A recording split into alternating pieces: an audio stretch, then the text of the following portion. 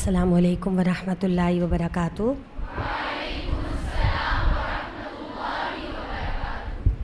آج ہم انشاءاللہ تعالی نبی اکرم صلی اللہ علیہ وسلم کی محبت کی حقیقت اور اس کی علامات کے حوالے سے کچھ بات کریں گے۔ نحمدہ و نصلی علی رسولہ الکریم، اما بعد، فاعوذ باللہ من الشیطان الرجیم، بسم اللہ الرحمن الرحیم۔ رب اشرح لی صدری ویسر لی امری واحلل عقدۃ من لسانی یفقہوا قولی رب زدنی علما۔ نبی اکرم صلی اللہ علیہ وسلم کے ساتھ محبت کرنا ہمارے ایمان کا حصہ ہے، یہ ہم سب جانتے ہیں، اور یہ بھی ہمیں معلوم ہے کہ کسی شخص کا ایمان اس وقت تک کامل نہیں ہو سکتا جب تک کہ وہ نبی صلی اللہ علیہ وسلم کو اپنی جان، مال، اہل و عیال، والدین، دنیا کی کوئی بھی پسندیدہ چیز، ہستی اور تمام دنیا سے بڑھ کر جب تک آپ سے محبت نہ کرے۔ تو اس سے ہم اس بات کو سمجھ سکتے ہیں کہ اللہ کے رسول صلی اللہ علیہ وسلم کے ساتھ محبت کرنا کتنا اہم ہے، اور یہ ایک فریضہ ہے، اور فریضہ عبادت ہوتا ہے، یعنی آپ صلی اللہ علیہ وسلم سے محبت کرنا فرض ہے، اور فرض چیز کیا ہے؟ عبادت ہے۔ یہ ہمارے ایمان کو مکمل کرنے کا ذریعہ ہے، اس کے اوپر ہمارے لیے خوشخبریاں ہیں۔ تو ڈیفینیٹلی کیا ہوا کہ اگر کوئی شخص اس کے اگینسٹ کرتا ہے، آپ صلی اللہ علیہ وسلم سے محبت نہیں کرتا یا اسے جزو ایمان نہیں سمجھتا، تو اس کے لیے کیا وعید ہے۔ تو ایک طرف کرنے والوں کے لیے خوشخبریاں ہیں، تو دوسری طرف نہ کرنے والوں کے لیے وعید بھی ہے۔ اللہ سبحانہ و تعالیٰ نے قرآن مجید میں سورۃ التوبہ میں خود اس بات کا حکم دیا ہے۔ ارشاد باری تعالیٰ ہے، قُلْ إِنْ كَانَ آبَاؤُكُمْ وَأَبْنَاؤُكُمْ وَإِخْوَانُكُمْ وَأَزْوَاجُكُمْ وَعَشِيرَتُكُمْ وَأَمْوَالٌ اقْتَرَفْتُمُوهَا وَتِجَارَةٌ تَخْشَوْنَ كَسَادَهَا وَمَسَاكِنُ تَرْضَوْنَهَا أَحَبَّ إِلَيْكُم مِّنَ اللَّهِ وَرَسُولِهِ وَجِهَادٍ فِي سَبِيلِهِ فَتَرَبَّصُوا حَتَّى يَأْتِيَ اللَّهُ بِأَمْرِهِ وَاللَّهُ لَا يَهْدِي الْقَوْمَ الْفَاسِقِينَ۔ اس آیت مبارکہ میں بہت کیٹیگوریکلی اللہ تعالیٰ نے اس بات کو ارشاد فرمایا ہے کہ اے نبی صلی اللہ علیہ وسلم، آپ فرما دیجئے کہ اگر تمہارے باپ، تمہارے بیٹے اور تمہارے بھائی اور تمہاری بیویاں اور تمہارے کنبے قبیلے اور تمہارے کمائے ہوئے مال اور وہ تجارت جس کی کمی سے تم ڈرتے ہو اور وہ تمہارے مسکن جنہیں تم پسند کرتے ہو یعنی گھر، اگر یہ تمہیں اللہ سے اور اس کے رسول سے اور اس کی راہ میں جہاد سے زیادہ محبوب ہیں، تو اللہ کے حکم کے آنے کا انتظار کرو، اور اللہ تعالیٰ فاسقوں کو ہدایت نہیں دیتا۔ تو قرآن مجید کی یہ آیت مبارکہ اس ضمن میں نص کی حیثیت رکھتی ہے کہ آپ صلی اللہ علیہ وسلم سے محبت کرنا ایک فریضہ ہے، جیسے اللہ تعالیٰ سے محبت کرنا ایک فرض ہے۔ اس کے علاوہ بھی ہم دیکھیں تو قرآن مجید میں اور بھی آیات ہیں جو ہماری توجہ اس طرف دلاتی ہیں۔ مثلاً سورۃ الاحزاب میں اللہ سبحانہ و تعالیٰ نے نبی کریم صلی اللہ علیہ وسلم کے حوالے سے فرمایا، النبی اولیٰ بالمؤمنین من انفسہم، کہ نبی صلی اللہ علیہ وسلم مومنوں کے لیے خود ان کی اپنے نفسوں سے بھی زیادہ، اپنی جانوں سے بھی زیادہ حق رکھتے ہیں۔ تو انسان کو سب سے زیادہ جو چیز محبوب ہے وہ اس کی اپنی ذات ہوتی ہے، تو اپنی ذات سے بھی بڑھ کر کس کا حق ہے، کس کا مقام ہے؟ نبی صلی اللہ علیہ وسلم کا ہے۔ ایک روایت میں بھی اسی طرح کا مفہوم ہے، صحیح مسلم کی روایت ہے کہ آپ صلی اللہ علیہ وسلم نے خود فرمایا، انا اولا بکل مؤمن من نفسه میں ہر مومن کے لیے اس کی اپنی جان سے بھی زیادہ اولا ہوں، زیادہ حق رکھتا ہوں. یعنی محبت کا بھی، اطاعت کا بھی، اتباع کا بھی، تعلق کا بھی، ہر چیز میں کہ آپ زیادہ اولیت رکھتے ہیں، آپ پریورٹی پر ہیں. آپ صلی اللہ علیہ وسلم کا مقام کسی بھی ہر شخص کے مقام سے یا کسی بھی اور فرد کے مقام سے بڑھ کر ہے.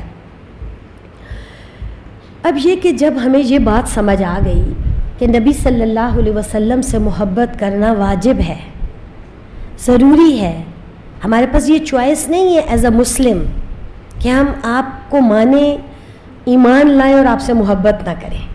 ایسا ہو نہیں سکتا. اور یہ محبت بھی ہمارے دلوں کے اندر موجود ہے، فطرت کے اندر ہے. جیسے اللہ رب العالمین نے اپنی محبت کو ہمارے دلوں میں رکھا ہے انسان کے اندر، اسی طرح اپنے نبی صلی اللہ علیہ وسلم کی محبت کو بھی ہمارے دلوں میں رکھا ہے. یہ اور بات ہے کہ ہم دنیاوی محبتوں میں پڑھ کر، دنیاوی خواہشات میں پڑھ کر اللہ تعالیٰ کی محبت کو بھی بھلا بیٹھے ہیں. کجا یہ کہ ہم نبی صلی اللہ علیہ وسلم کی محبت کو یاد رکھتے. تو ہمیں اس محبت کو بھی ریوائیو کرنے کی ضرورت ہے. لیکن اب سوال یہ ہوتا ہے کہ محبت کی کیسے جائے، محبت کا اظہار کیسے ہوگا، کیونکہ ہر محبت اظہار تو چاہتی ہے، کوئی بھی محبت ایسی نہیں جو اظہار کے بغیر ہو. تو اس محبت کے پیمانے کیا ہیں، کیسے پتہ چلے گا کہ کون زیادہ محبت کرتا ہے، کس کی محبت ویلڈ ہے، کس کی محبت کو واقعی اللہ اور اس کے رسول صلی اللہ علیہ وسلم ایکسیپٹ کریں گے، ٹھیک ہے، اور اسے ایز اے محبت کنسیڈر کیا جائے گا. وہ کس کی محبت ہوگی، ہم میں سے کون ہے. تو ہمارے پاس کچھ کرائیٹیریا ہونا چاہیے جس کے اوپر رکھ کر ہم اپنے محبت کے لیول کو جج کر سکیں. کچھ ایسی ظاہری علامات ہونی چاہیے جس سے ہم دیکھ سکیں کہ کیا واقعی ہم نبی صلی اللہ علیہ وسلم سے محبت کرتے ہیں یا نہیں کرتے. پھر یہ بھی ہے کہ یہ ہمیں بتائے گا کون کہ کون سی علامات صحیح ہیں اور کون سی علامات صحیح نہیں ہیں، محبت کے کون سے جیسچرز ویلڈ ہیں اور کون سے جیسچرز ویلڈ نہیں ہیں. تو خود یہ بات بھی اللہ اور اس کے رسول ہی بتائیں گے صلی اللہ علیہ وسلم.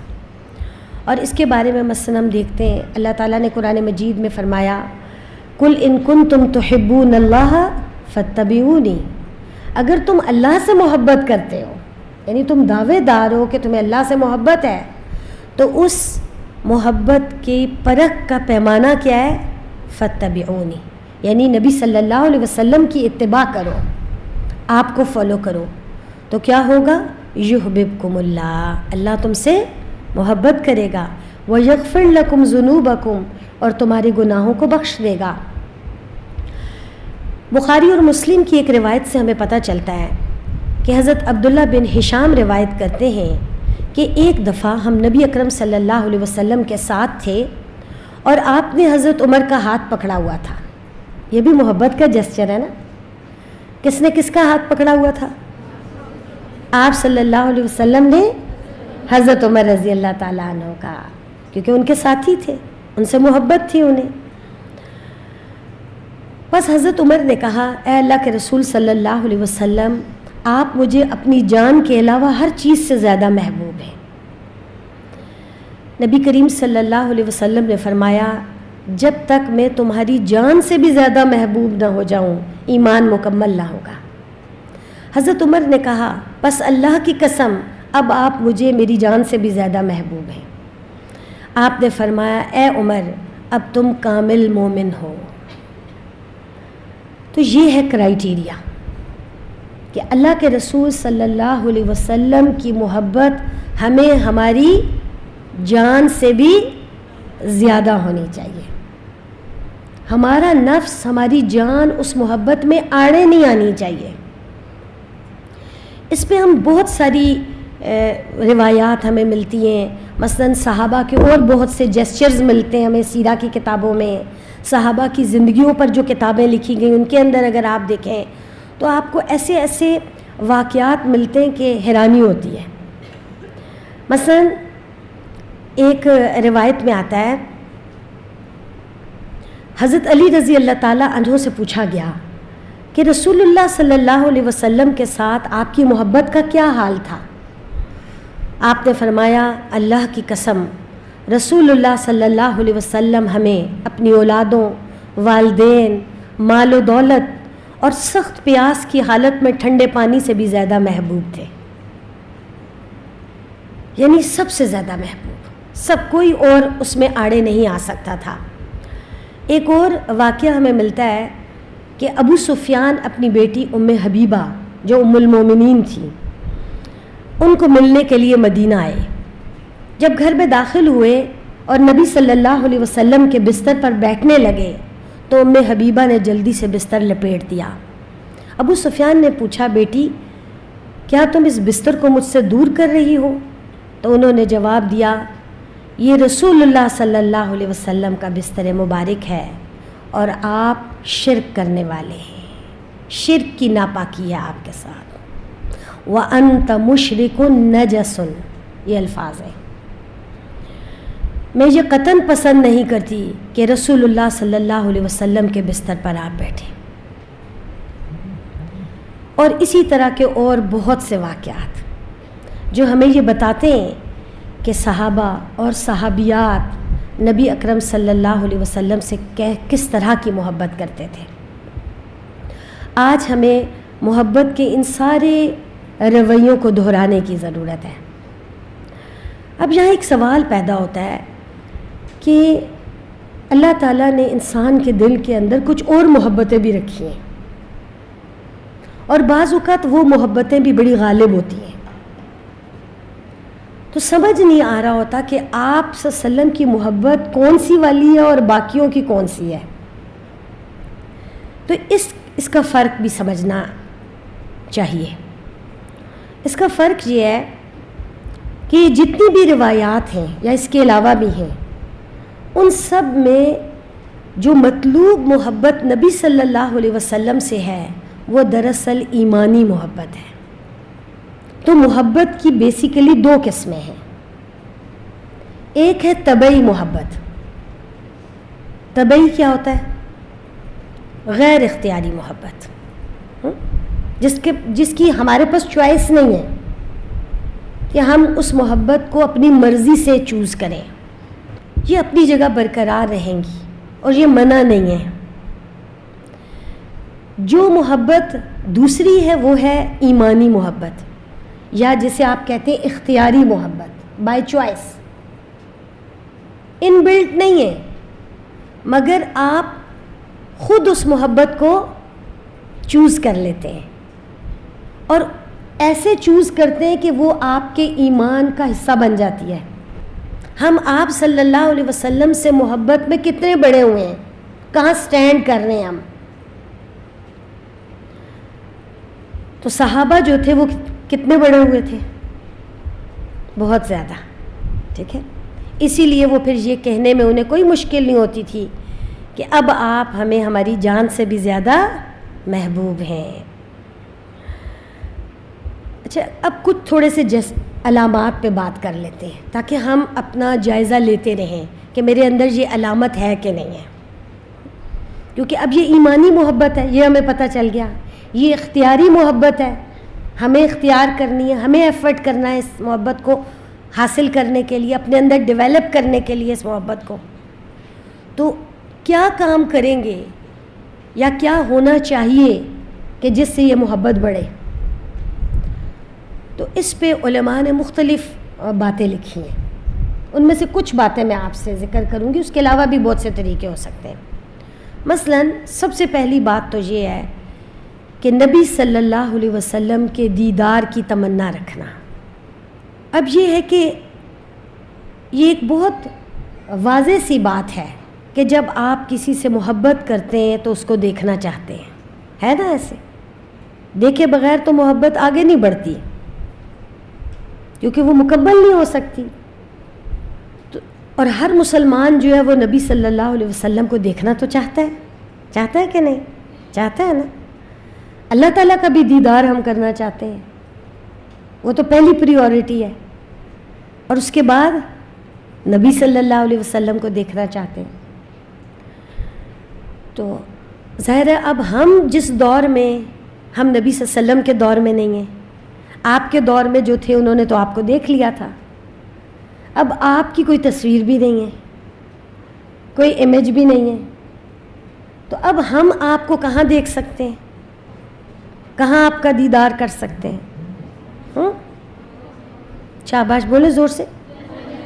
جنت میں کر سکتے ہیں, اور حوض کوثر پر کر سکتے ہیں, اور خواب میں بھی کر سکتے ہیں. ٹھیک ہے, دنیا میں ہم خواب میں آپ کو دیکھ سکتے ہیں, اور اس کے اوپر باقاعدہ صحیح روایات موجود ہیں. تو ہمیں یہ تمنا رکھنی چاہیے کہ ہمیں دنیا میں بھی اللہ تعالیٰ آپ صلی اللہ علیہ وسلم کو خواب میں دکھا دے. دعا تو کر سکتے ہیں نا, تو خواہش رکھیں گے, دعا کریں گے تو اللہ تعالیٰ دکھا بھی سکتے ہیں, کوئی مشکل نہیں. بہت سے اللہ کے بندوں نے نبی صلی اللہ علیہ وسلم کو خواب میں دیکھا ہے اور دیکھتے رہیں گے قیامت تک. تو صرف اس کے لیے ہمیں کیا معلوم ہونا چاہیے؟ آپ صلی اللہ علیہ وسلم کا حلیہ مبارک معلوم ہونا چاہیے. تو آپ سے محبت کرتے ہیں, آپ کو خواب میں دیکھنا چاہتے ہیں, آپ کا دیدار کرنا چاہتے ہیں, تو آپ کا حلیہ یاد نہیں کر سکتے کہ کر سکتے ہیں؟ کر سکتے ہیں نا. تو آپ صلی اللہ علیہ وسلم کا حلیہ اچھے سے پتہ ہونا چاہیے, تاکہ جب خواب آئے تو صحیح سے پتہ ہو کہ یہ واقعی رسول اللہ صلی اللہ علیہ وسلم ہے. اس کے علاوہ یہ کہ انشاءاللہ آخرت میں, لیکن آخرت میں آپ صلی اللہ علیہ وسلم کو دیکھنے کے لیے, آپ کا دیدار کرنے کے لیے دنیا میں کیا کرنا ہوگا؟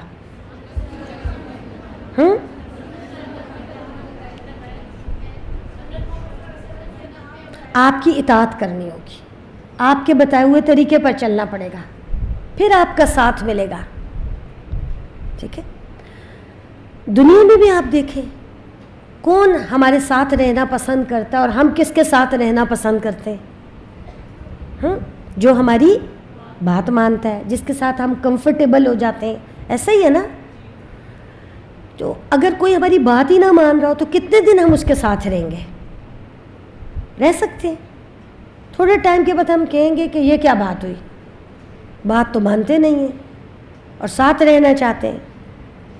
تو نبی صلی اللہ علیہ وسلم کا ساتھ پانے کے لیے دنیا میں ہمیں آپ کے طریقے کو فالو کرنا ہوگا.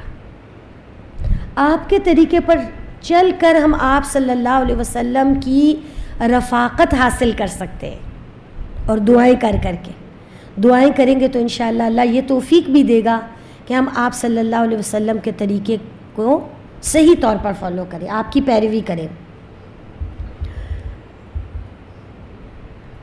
صحابہ کی مثالیں ہمیں بہت سی اس طرح کی ملتی ہیں. مثلا وہ تو ویسے بھی نبی صلی اللہ علیہ وسلم کو دیکھتے تھے, لیکن جب ان میں سے کسی کو خاص طور پر آپ کی رفاقت کا کوئی موقع مل جاتا تھا تو وہ ان کے لیے زیادہ خوشی کا سبب ہوتا تھا.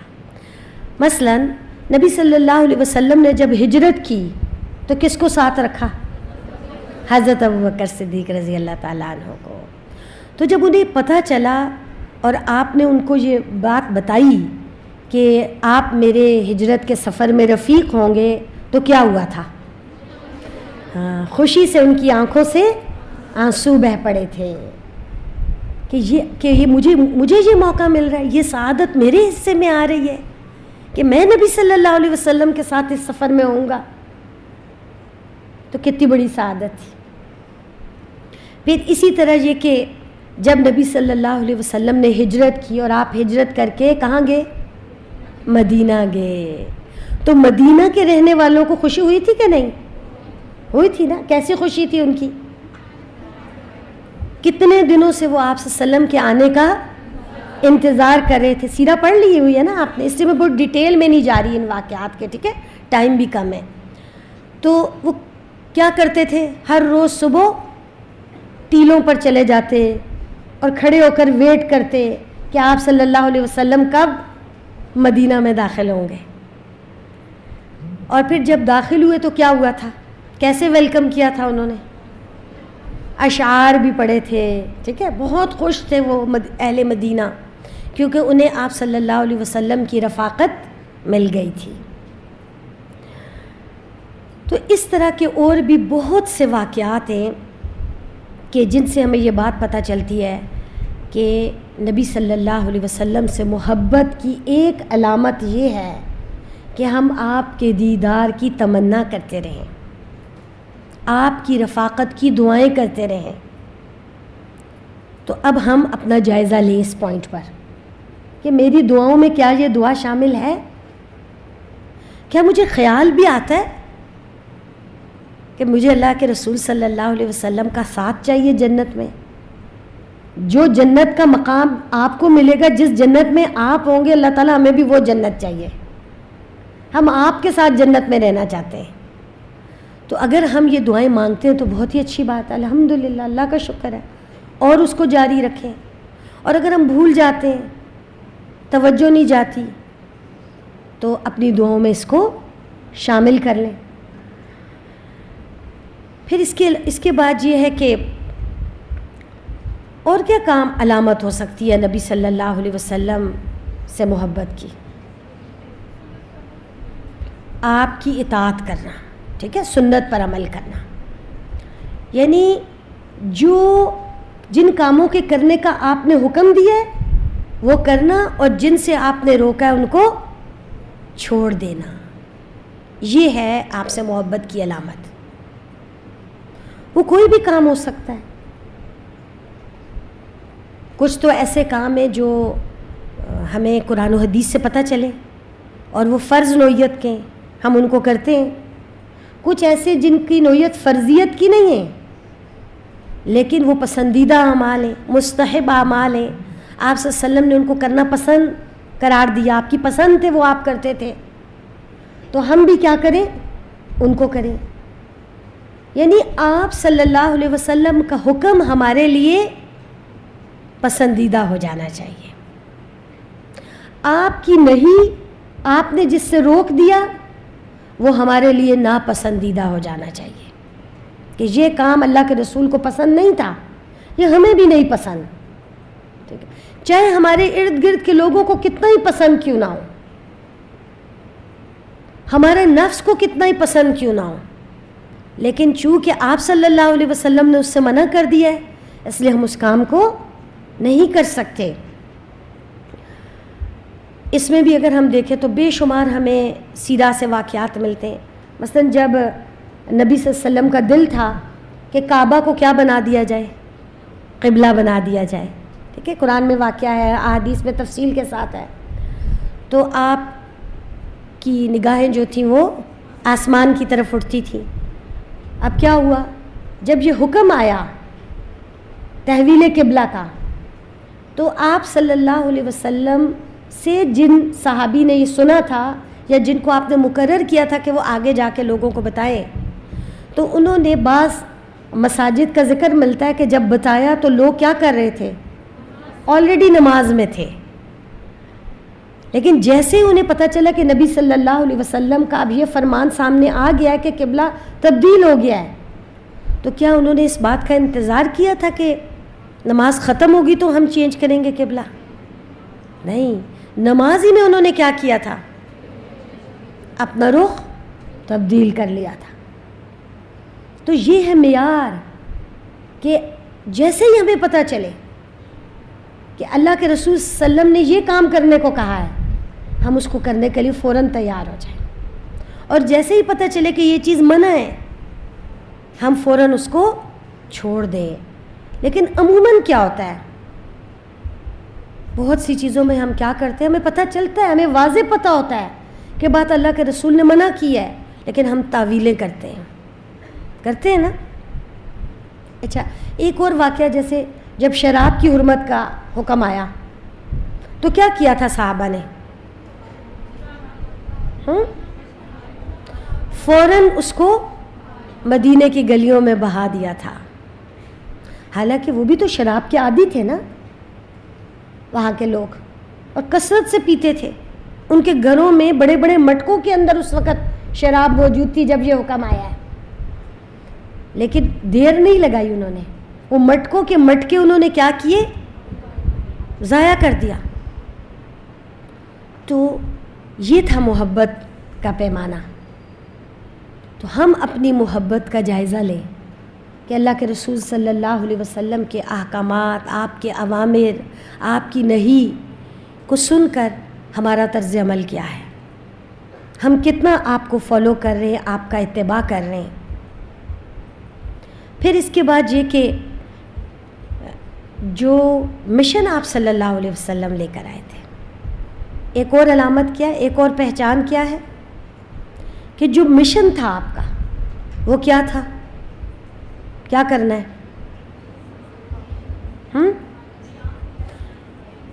کہ اللہ تعالیٰ نے جو دین آپ کو دے کر بھیجا اس دین کو سب تک پہنچانا ہے, کیونکہ یہ دین قیامت تک کے لیے ہے. اور آپ نے اپنی پوری زندگی میں اس کا حق ادا کیا.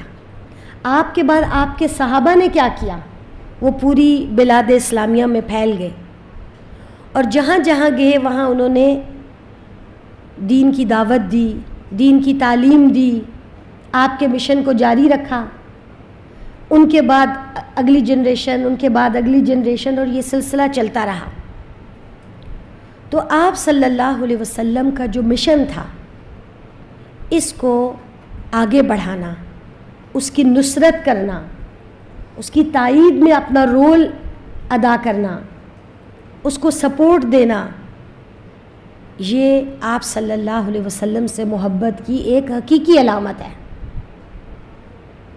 کیونکہ یہ صرف دعوی محبت نہیں ہے, بلکہ واقعتاً اس کام کو لے کر آگے چلنا ہے جس کے لیے آپ صلی اللہ علیہ وسلم کو اللہ تعالیٰ نے آخری نبی بنایا تھا, اور جس کی وجہ سے اللہ تعالیٰ نے آپ کی محبت ہمارے دلوں کے اندر رکھی ہے اور اسے ہمارے ایمان کا حصہ قرار دیا ہے, اس لیے کہ آپ ایک بڑے مشن کو لے کر آئے تھے.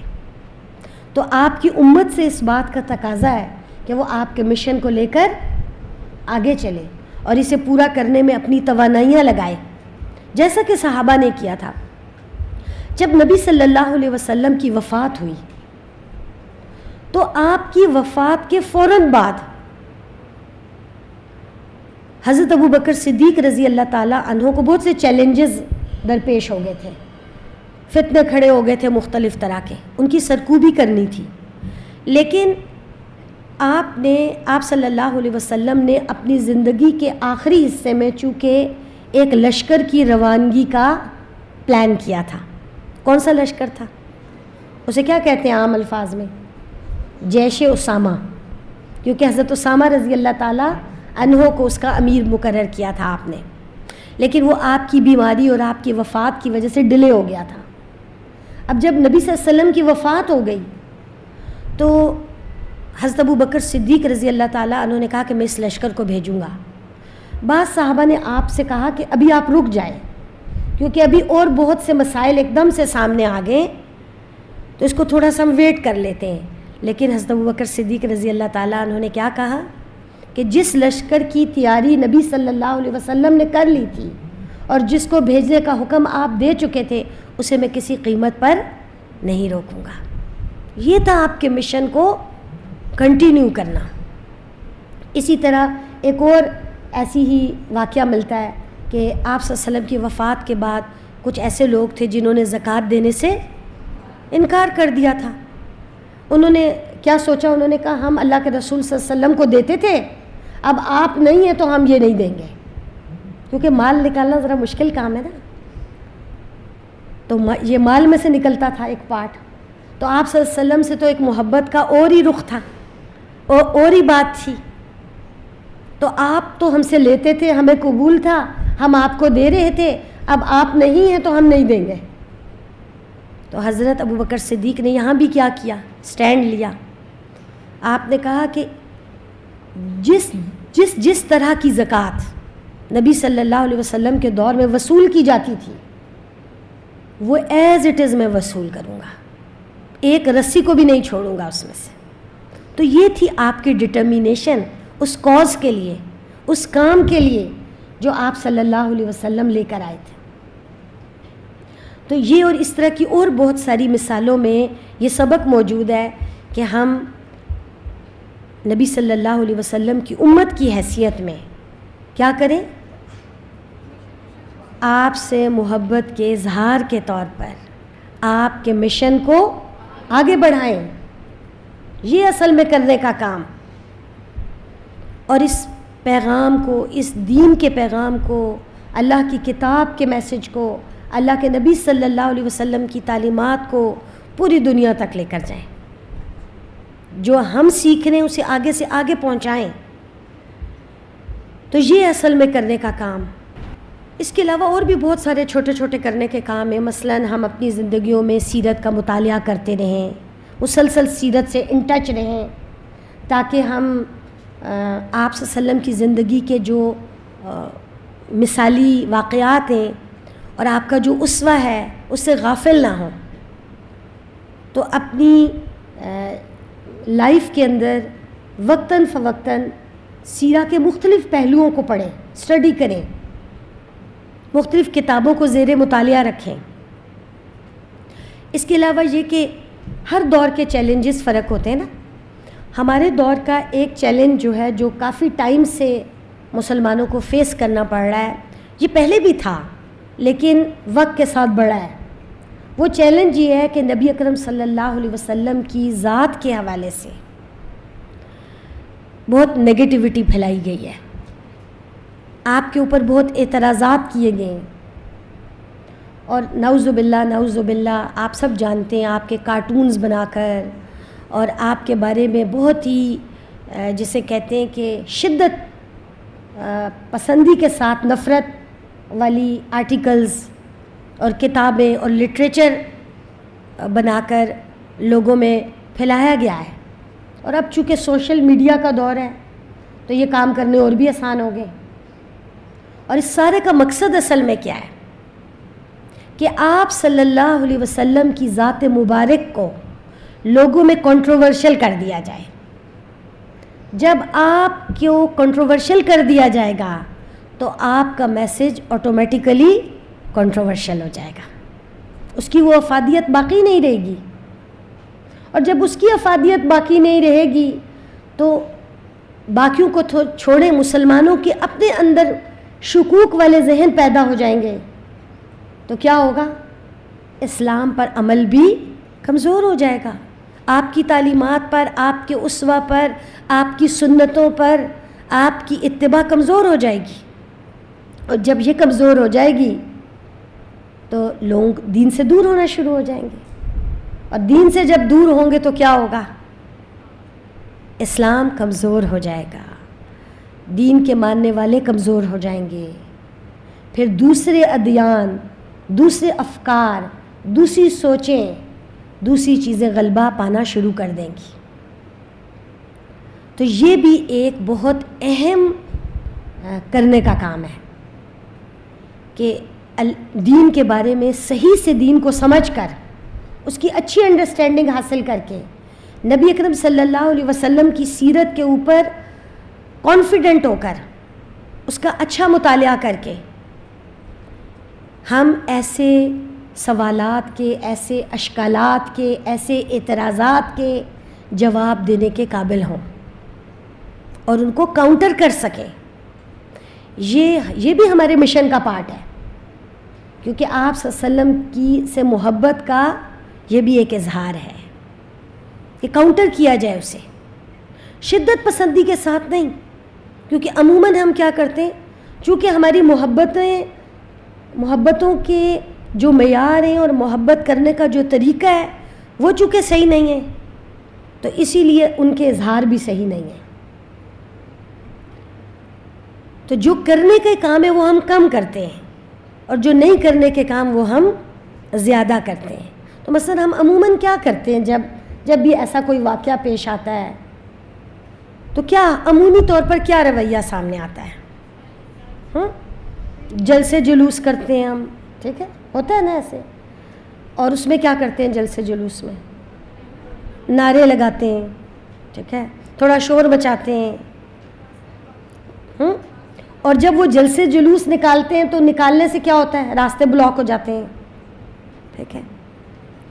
مطلب یہ جیسچرز ہم نے سمجھ لیے کہ جو ہم کر لیتے ہیں اٹس انف, ہم نے یہ سوچ لیا ہے.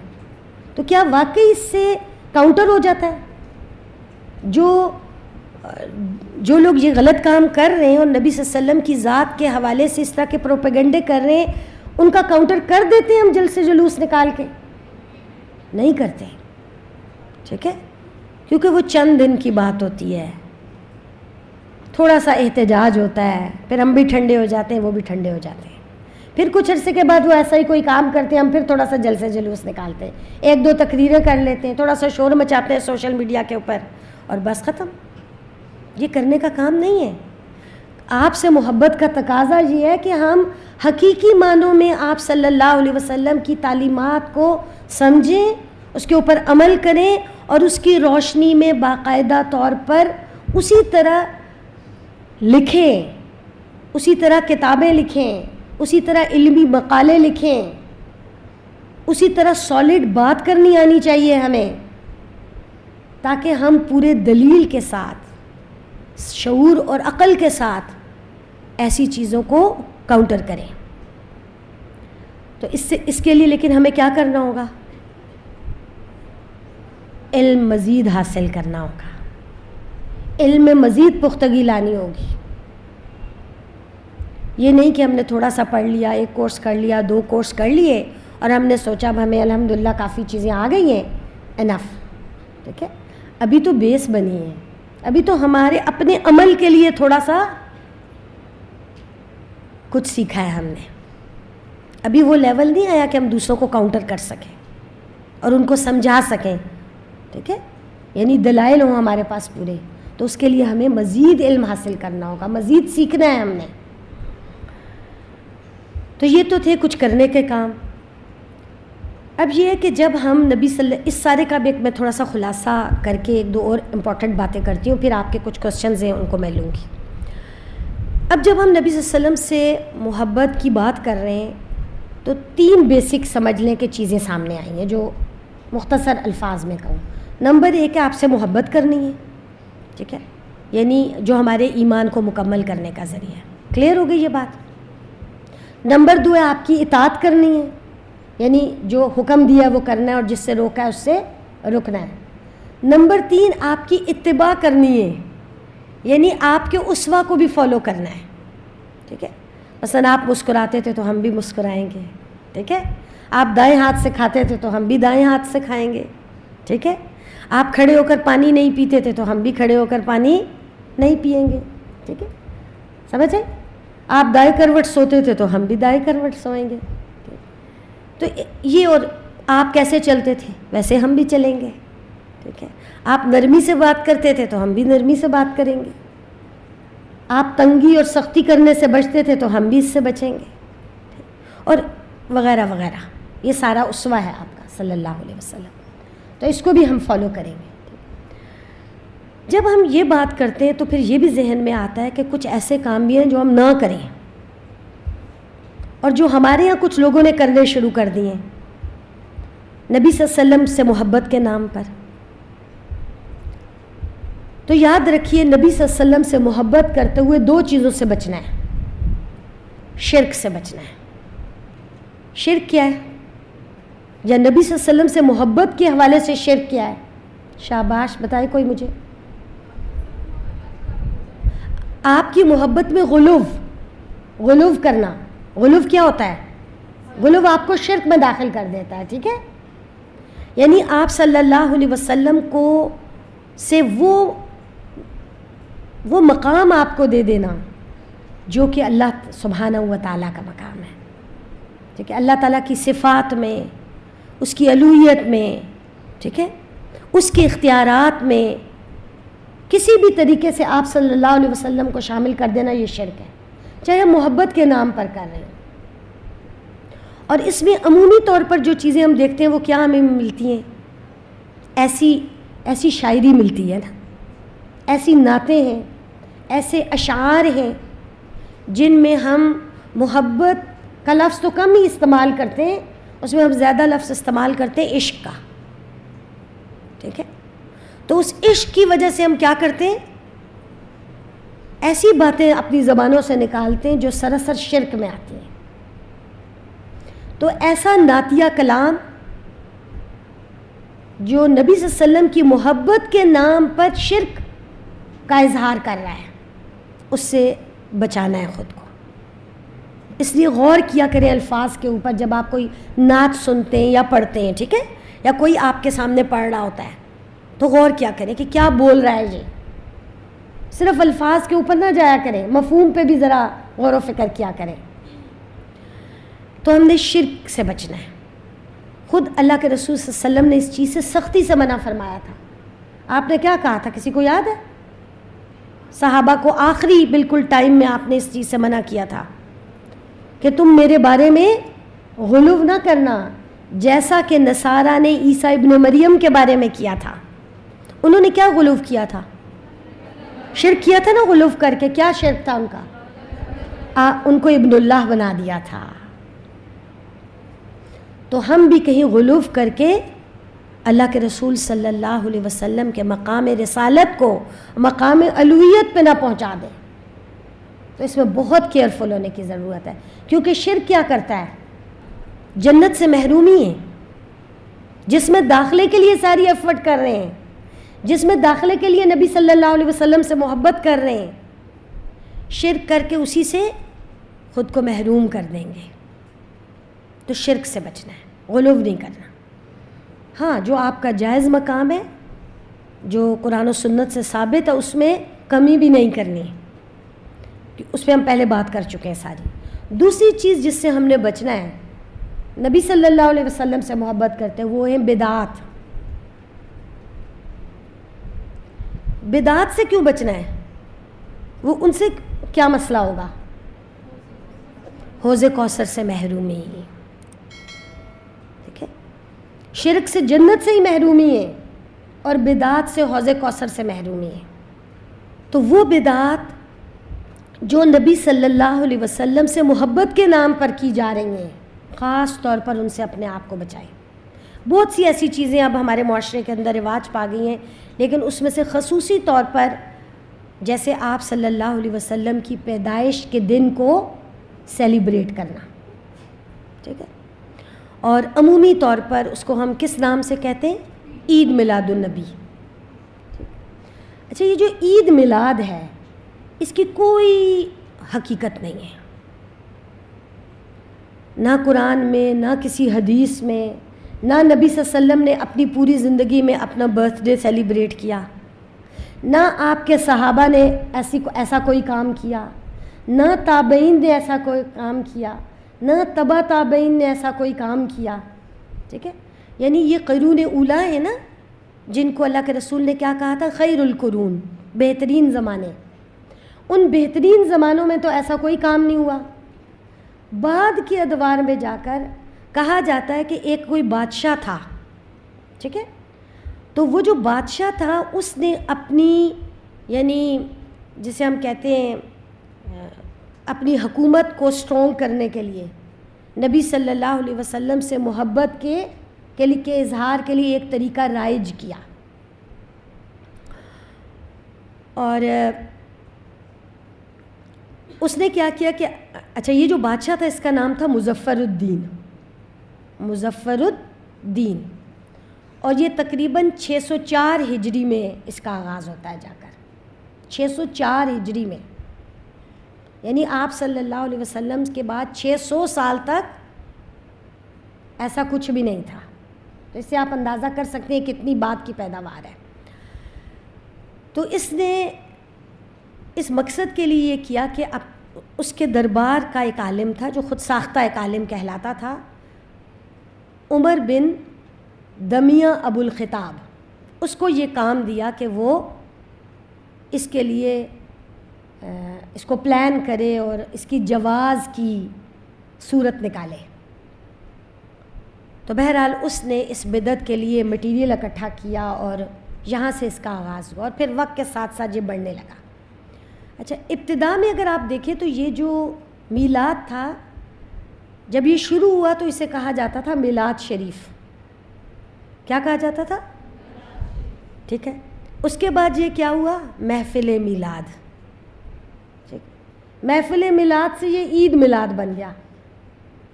یعنی لیول اب آپ بڑھ رہے ہیں نا, عید ہو گئی. عید میلاد سے یہ جشن عید میلاد ہو گیا. اب جشن عید میلاد ہوتا ہے ہر طرف, اور ساتھ میلاد مہمات اب شروع ہو گئی ہیں. ٹھیک ہے, مہم کہ پوری اس کی پلاننگ ہوتی ہے اور پوری سال کی پلاننگ ہوتی ہے اور اس کے اوپر ایک مہم بنائی جاتی ہے.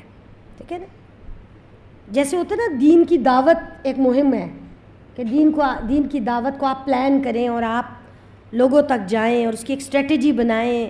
ٹھیک, تو اس طرح میلاد کی مہم ہوتی ہے. تو یہ اویئرنیس آپ سب لوگوں کو ہونی چاہیے اور کلیئرٹی آف تھاٹ ہونا چاہیے. یہ جو محفل میلاد ہے یہ اس کی کوئی دلیل نہیں ہے. سب سے اہم بات یہ ہے کہ نبی اکرم صلی اللہ علیہ وسلم کی پیدائش کی تاریخ ہی ثابت نہیں ہے کہ وہ 12 ربیع الاول ہے. یہ ثابت نہیں ہے, اٹس ناٹ اوتھینٹک. اس کی وجہ یہ ہے کہ عرب جو تھے وہ تاریخوں سے زیادہ واقعات کو اہمیت دیتے تھے. اس لیے آپ نے دیکھا ہوگا کہ ایک زمانے تک کتابوں میں کیا ملتا تھا کہ آپ صلی اللہ علیہ وسلم عام الفیل کے سال پیدا ہوئے. واقع عام الفیل سے, ٹھیک ہے, تو یہ ایک واقعہ تھا, اٹس این انسیڈنٹ. عرب اس سے یاد رکھتے تھے. پھر نبی صلی اللہ علیہ وسلم سے ثابت شدہ جو روایات ہیں ان میں یہ بات پتہ چلتی ہے کہ آپ صلی اللہ علیہ وسلم پیر کے دن پیدا ہوئے تھے. ٹھیک ہے, پیر کے دن آپ صلی اللہ علیہ وسلم کی جو پیدائش ہے اس سال پیر 12 ربیع الاول کو تھا ہی نہیں. اب تو کیلنڈرز اتنی تحقیق ہو چکی ہے نا, سب ٹیکنالوجی نے اتنی ترقی کر لی ہے, آپ نے خود بھی نکال سکتے ہیں. 12 ربیع الاول تھا ہی نہیں. تو اس میں اختلاف ہے کہ آپ کی تاریخ پیدائش کا دن تاریخ کیا تھی. یعنی دن تو پیر تھا یہ ثابت ہے, لیکن تاریخ کیا تھی. تو اس پہ 9 کا بھی بعض لوگوں نے کہا, بعض نے 11 ربیع الاول کہی, بعض نے 12 ربیع الاول کہی. تو اس میں تحقیق سے جو زیادہ تحقیق جو اوتھینٹک نظر آتی ہے اس میں 9 ربیع الاول ہے, 12 ربیع الاول تو ہے ہی نہیں ہے. اور ایک کافی مدت تک 12 ربیع الاول کو 12 وفات کہا جاتا تھا. 12 وفات کہا جاتا تھا. ٹھیک ہے, کیونکہ اس وقت میلاد کا کوئی کانسیپٹ نہیں تھا. یہ as a birthday celebrate ہی نہیں ہوتا تھا, یہ بہت بعد میں سیلیبریٹ ہونے لگا ہے. تو جو چیز بھی دین کی بنیادوں میں نہیں ہے, بعد میں آئی ہے, وہ بدعت ہے. چونکہ دین کے نام پر ہو رہی ہے نا, تو دین میں یہ بدعات ہیں, اس میں کسی بھی طرح کی شمولیت سے گریز کرنا چاہیے. پھر جیسے میں نے ابھی آپ کو بتایا کہ وقت کے ساتھ ساتھ اس کی انٹینسٹی بڑھ گئی ہے اور مزید بڑھے گی اگر ہم اس کو سپورٹ کرتے رہیں گے. تو اس کے نتیجہ کیا نکلتا ہے کہ جب کوئی بدعت فلرش کرتی ہے تو سنتیں ویک ہو جاتی ہیں, سنتیں ختم ہونے لگ جاتی ہیں. تو اصل کرنے کا کام یہ ہے کہ نبی صلی اللہ علیہ وسلم کی سنتوں کو زندہ کیا جائے, آپ کے اصل طریقہ کار کو پروپگیٹ کیا جائے, آپ کی سیرت سے لوگوں کو روشناس کرایا جائے, اور وہ ہر وقت اور پورا سال ہونا چاہیے. نبی صلی اللہ علیہ وسلم سے محبت اتنی کمزور سی شے نہیں ہے کہ وہ سال کے ایک دن یا ایک مہینے میں بس آپ سیلیبریٹ کر لیں اور سمجھیں اس کا حق ادا ہو گیا. نہیں, آپ کی زندگی تو پوری زندگی کے لیے نمونہ ہے, صبح ہو شام ہو, دن ہو رات ہو. ٹھیک ہے, معاشرتی معاملات ہوں, اخلاقی معاملات ہوں, مالی معاملات ہوں, کچھ ہو, آپ صلی اللہ علیہ وسلم کی زندگی ہمارے لیے اسوہ ہے, اور ہمیں اپنے عمل سے آپ کو سیلیبریٹ کرنا ہے, نہ کہ ہم آپ کا ایک دن منائیں. اور اس کے اوپر پھر ایک اور جو اس کے اوپر مشکل ہے وہ یہ ہے کہ یہ نصارہ کا طریقہ ہے. برتھ ڈے سیلیبریشن کرسچنز کا طریقہ ہے, کرسچینٹی سے آیا ہے. عمومی بھی جو برتھ ڈیز منائی جاتی ہیں یہ مسلمانوں کا شعار نہیں ہے. ٹھیک ہے, یہ بھی کرسچنز سے آیا ہے. تو نبی صلی اللہ علیہ وسلم نے کیا فرمایا تھا؟ جو کسی قوم کی مشابہت کرتا ہے وہ انہی میں سے ہے. تو برتھ ڈے سیلیبریشن بھی کوئی پسندیدہ چیز نہیں ہے، اور خاص طور پر نبی کا برتھ ڈے سیلیبریٹ کرنا یہ تو کرسچینٹی کا اس وقت دینی شعار ہے کہ وہ عیسیٰ علیہ السلام کا 25 دسمبر کو برتھ ڈے مناتے ہیں اور اس کو پوری دنیا میں عالمی لیول پر سیلیبریٹ کرتے ہیں. تو اگر ہم بھی یہی کریں گے تو ہم کیا کر رہے ہیں؟ کس کے اسوہ کی پیروی کر رہے ہیں؟ نبی صلی اللہ علیہ وسلم کے یا کرسچینٹی کے؟ کرسچینٹی کے. اٹس ویری الارمنگ کہ ہمارے تھاٹس کلیئر ہونے چاہیے. ہمیں اللہ کے رسول صلی اللہ علیہ وسلم سے محبت کرنی ہے، سب سے بڑھ کے کرنی ہے، لیکن اس میں وہ کام کرنے جو خود اللہ کے رسول نے ہمیں سکھائے، اور ہر اس کام سے اپنے آپ کو بچانا ہے جو آپ صلی اللہ علیہ وسلم نے نہیں کیا. اس کے علاوہ ایک اور بات جو میں آپ لوگوں کو بتانا چاہتی ہوں، عمومی طور پر جب معاشرے میں ایسی چیزوں کا رجحان بڑھتا ہے تو لوگ سمجھ رہے ہوتے ہیں کہ بہت سارے لوگ چونکہ یہ کر رہے ہیں تو اس لیے اب ہمارے لیے بڑا مشکل ہو گیا کہ ہم اس کو کیسے کاؤنٹر کریں یا کیسے ہم اس سے ہٹیں نا. تو یہ بھی ایک غلط فہمی ہے، یاد رکھیے. اس لیے اپنے آپ میں واضح کر لیجئے کہ اس وقت بھی موسٹلی اسکولز آف تھاٹ جو ہیں ان کے ہاں میلاد بنانا ایک بدعت ہے. ٹھیک ہے، صرف ایک چھوٹا گروپ، ایک اسکول آف تھاٹ ہے چھوٹا، جو اس کو بنا بھی رہا ہے اور اس کو سیلیبریٹ کر رہا ہے اور اس کو لوگوں کے اندر پروپیگیٹ کرنے کی کوشش کر رہا ہے. ادروائز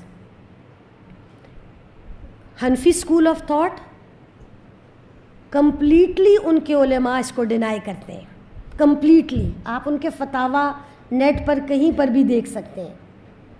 ٹھیک ہے، ان کے نزدیک یہ ایک مکمل بدعت ہے.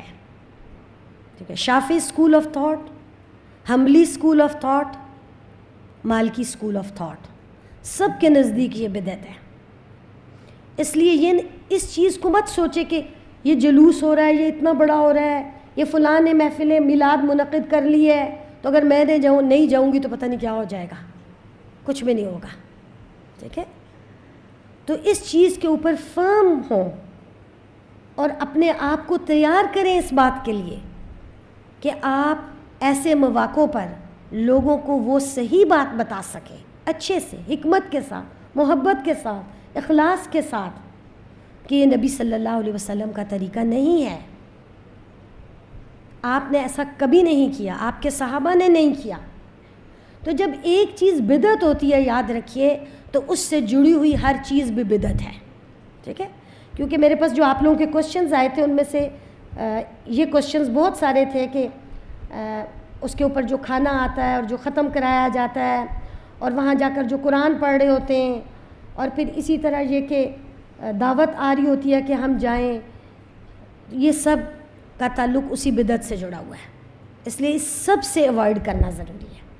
ٹھیک ہے، اچھے طریقے کے ساتھ، کانفیڈنس کے ساتھ دوسروں کو نو کرنا سیکھیں. دنیا کے امور میں بھی ہمیں یہ باتیں سکھائی جاتی ہیں کہ جو باتیں صحیح نہیں ہیں ان کے اوپر ہمیں کیا کہنا آنا چاہیے؟ نو کہنا آنا چاہیے اچھے طریقے سے. تو اسی طرح اچھے طریقے کے ساتھ آپ کو دوسروں کو نو کہنا آنا چاہیے. اس میں کسی لڑائی جھگڑے کی ضرورت نہیں ہے، کسی بحث و مباحثے کی ضرورت نہیں ہے اس موقع پر. ٹھیک ہے، مثلا آپ کو کوئی دعوت دے رہا ہے کہ آپ میرے گھر میلاد ہو رہا ہے، آپ آئیں، تو وہ آپ کو کانفیڈنٹلی دعوت دے رہا ہے، ایسا ہی ہے نا؟ وہ آپ کو کانفیڈنٹلی کہہ رہا ہے آپ آئیں، نبی صلی اللہ علیہ وسلم کی محفل ہو رہی ہے، وہاں ذکر ہوگا نبی صلی اللہ علیہ وسلم کا، یہ ہوگا وہ ہوگا.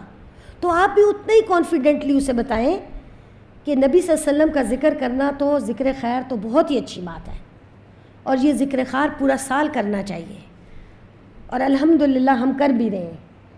لیکن یہ اس طرح ذکر خیر کرنا کی دلیل نہیں ہے، اس لیے میں نہیں آ سکتی. اس میں کیا مشکل ہے کہنے میں؟ کوئی مشکل نہیں ہے، صرف یہ ہے کہ یہ ڈر ہمارے اندر بیٹھے ہوئے ہیں. ٹھیک ہے، تو ہمیں یہ ڈر اپنے اندر سے نکالنے پڑیں گے اگر ہم واقعی آپ صلی اللہ علیہ وسلم سے محبت کرتے ہیں اور واقعی ہم چاہتے ہیں کہ ہم آپ کے طریقے کو آگے لے کر چلیں، اسے لوگوں تک پہنچائیں، تو اچھے طریقے کے ساتھ نو کریں، اس کا کوئی آلٹرنیٹ بتائیں ان کو. ٹھیک ہے، آپ سیرت کی کوئی کتابیں رکھیں اپنے پاس. یہاں آپ کی بک شاپ کے اوپر چھوٹے چھوٹے بکلیٹ بھی ہیں. محمد صلی اللہ علیہ وسلم ایک چھوٹا سا بکلیٹ ہے بالکل، جس کے اندر ٹو دا پوائنٹ سیرت کو ہائی لائٹ کیا گیا ہے. وہ آپ کے پاس ہونا چاہیے، خاص طور پر اب آگے ربیع الاول شروع ہونے والا ہے. تو اس کے علاوہ درود شریف کا پیمفلیٹ ہے ہمارا، جس کے اندر اوتھینٹک اور درود کی فضیلت ہے، جو بہت بڑی فضیلت ہے. ٹھیک ہے، آپ ایسے موقع پر وہ اپنے پاس رکھیں اور وہ دیں انہیں گفٹ. یہ آپ کے لیے ہماری طرف سے گفٹ ہے، آپ اس کو پڑھیں. ٹھیک ہے، اور اسی طرح لائبریری آپ کے پاس الحمدللہ، لائبریری میں سے آپ اور اوتھینٹک مٹیریل ایشو کرا سکتے ہیں، کتب ایشو کرا سکتے ہیں اور ان کو پڑھ سکتے ہیں. اس سے بھی آپ کو انشاءاللہ تعالیٰ بہت فائدہ ہوگا. لیکن جو کام صحیح نہیں ہے اس کا پارٹ بننے سے بچیں، اس سے گریز کریں، کیونکہ اس سے بدعات جو ہیں وہ آگے بڑھتی ہیں، فلرش ہوتی ہیں، کم نہیں ہوتی. تو امید ہے کہ یہ بات آپ کو سمجھ آ گئی ہوگی اور اس میں کوئی مشکل نہیں ہوگی. یہ جو سوال تھے موسٹلی میں سمجھتی ہوں کہ جو سوالات تھے وہ میں نے ایڈریس کر دیے ہیں. زیادہ تر یہی باتیں پوچھی گئی تھیں اس میں. ایک صرف اور بات بتا دیتی ہوں. یہاں کسی نے پوچھا تھا کہ آپ صلی اللہ علیہ وسلم نے اپنی پیدائش کے دن روزہ رکھا، فرمایا اس دن میں پیدا ہوا تھا اس لیے روزہ رکھا. تو اس کا مطلب یہ ہوا کہ آپ نے پیدائش کے موقع پر خوشی کے طور پر روزہ رکھا. تو کیا یہ دلیل نہیں ملتی کہ ہم بھی خوشی منائیں؟ یہ خوشی منانے کی دلیل کہاں سے ہو گئی؟ روزہ رکھنے کی دلیل ملتی ہے. جس چیز کی دلیل ہے اس تک رہیں. ٹھیک ہے، اور آپ صلی اللہ علیہ وسلم نے کیا صرف 12 ربیع الاول کو، یعنی سو کالڈ 12 ربیع الاول کی پیر کے دن روزہ رکھا تھا؟ بتائیں مجھے. آپ تو ہر پیر کو روزہ رکھتے تھے. آپ کی یہ سنت ہے. اس کو اس سے لنک کرنا اور اس کے لیے دلیل لینا کوئی لاجک نہیں ہے اس کے اندر. اس میں صرف ایک ہی دلیل مل رہی ہے اور وہ دلیل یہ ہے کہ پیر کا روزہ رکھنا مسنون ہے. تو آپ ہر پیر کا روزہ رکھیں، کسی نے منع نہیں کیا. لیکن ایک مخصوص پیر کو جو 12 ربیع الاول سے منسلک کر کے آپ، وہ پیر بھی نہیں ہے پھر. 12 ربیع الاول تو کبھی بھی آ سکتی ہے نا، ضروری تو نہیں پیر کے دن آئے گی. تو پھر اس میں اور اتنی زیادہ چیزیں منانا، تو روزہ تو کسی نے بھی نہیں رکھا ہوتا اس دن.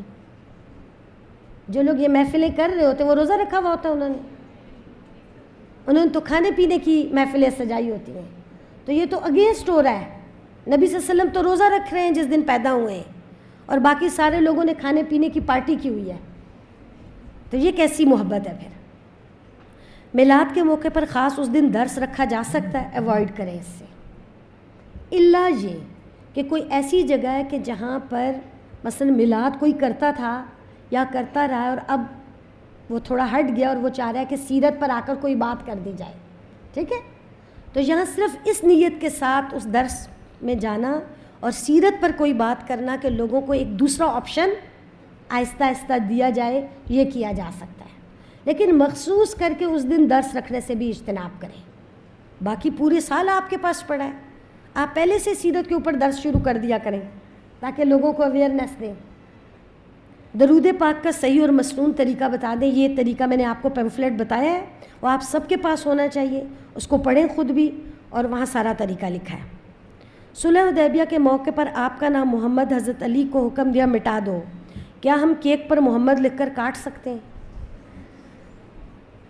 کہیں کسی بھی جگہ پر ایسا کرنا درست نہیں ہے. ٹھیک ہے، اور نبی صلی اللہ علیہ وسلم کے نام کیکوں پر لکھ کر انہیں بالکل عام لیول کے اوپر لے آنا، اور عام مطلب یہ کوئی، اس میں کیا خصوصیت ہے؟ کوئی خصوصیت ہے اس کے اندر؟ ٹھیک ہے، یہ تو بالکل عام سی بات ہے کہ آپ بچوں کی برتھ ڈے کے اوپر کیک کاٹتے ہیں اور آپ یہ کرتے ہیں. ٹھیک ہے، آپ ملکوں کی یوم آزادیوں پر کیک کاٹتے ہیں. تو واٹس دا اسپیشلٹی؟ کیا ہوا؟ کچھ بھی نہیں، نتھنگ. تو کیا نبی صلی اللہ علیہ وسلم کو بھی ہم اتنے عمومی انداز میں منائیں گے؟ نہیں. ہم آپ کے ساتھ محبت کے وہی اظہار اپنائیں گے جو اصل میں اظہار ہے. اور جو ہر وقت ہوں گے. ٹھیک ہے؟ تو ہم اپنے عمل کو بہتر کرنے کی طرف توجہ دیں، اپنے آپ کو آپ کی سیرت کے مطابق ڈھالیں، اپنے رویوں، اپنے اخلاق، اپنے روزمرہ کے معاملات کے اندر تبدیلی لے کر آئیں، تاکہ لوگوں کو واقعتاً پتہ چلے کہ آپ صلی اللہ علیہ وسلم کے اسوہ کو فالو کرنے والے کیسے لوگ ہوتے ہیں. یا رسول اللہ کہہ سکتے ہیں، عام طور پر نہیں کہہ سکتے. انہوں نے کہا تشہد میں کہا ہے. تشہد کے جو الفاظ ہیں وہ چونکہ ایک مختلف الفاظ ہیں، وہ نماز کے اندر کے الفاظ ہیں، اور وہاں ان کا کہنے کا جو معنی ہے وہ ہو رہا ہے. ٹھیک ہے؟ تو وہ وہیں تک رکھیں جہاں تک ہیں وہ. لیکن عمومی طور پر ایسے پکارنا علماء نے اس کو ممنوع قرار دیا ہے. اللہ کے ساتھ یا اللہ کے الفاظ لگا کر ہم پکارتے ہیں، کیونکہ جب ہم دعا کرتے ہیں تو ہم اللہ تعالیٰ کو کیا سمجھ کر دعا کرتے ہیں کہ اللہ تعالیٰ ہماری بات سن رہے ہیں. ٹھیک ہے؟ اللہ تعالیٰ ہمیں دیکھ رہے ہیں، اللہ تعالیٰ ہماری ہر بات کو جانتے ہیں، تو ہم کہتے ہیں یا اللہ، اے اللہ. ٹھیک ہے؟ متکلم کے لیے آپ یہ صیغہ استعمال کر سکتے ہیں. مثلا میں آپ کو کہہ سکتی ہوں، آپ مجھے کہہ سکتے ہیں. ٹھیک ہے؟ یا ابا بکر، یا زید، جو سامنے ہے، کیونکہ آپ کا مخاطب ہے، وہ جو آپ کے سامنے نہیں ہے، موجود نہیں ہے یہاں. مثلا جیسے نبی اکرم صلی اللہ علیہ وسلم کی ذات ہے یا کوئی بھی اور ایسی ہستی ہے، تو اس کے ساتھ یا کا کلمہ لگانا درست نہیں ہے.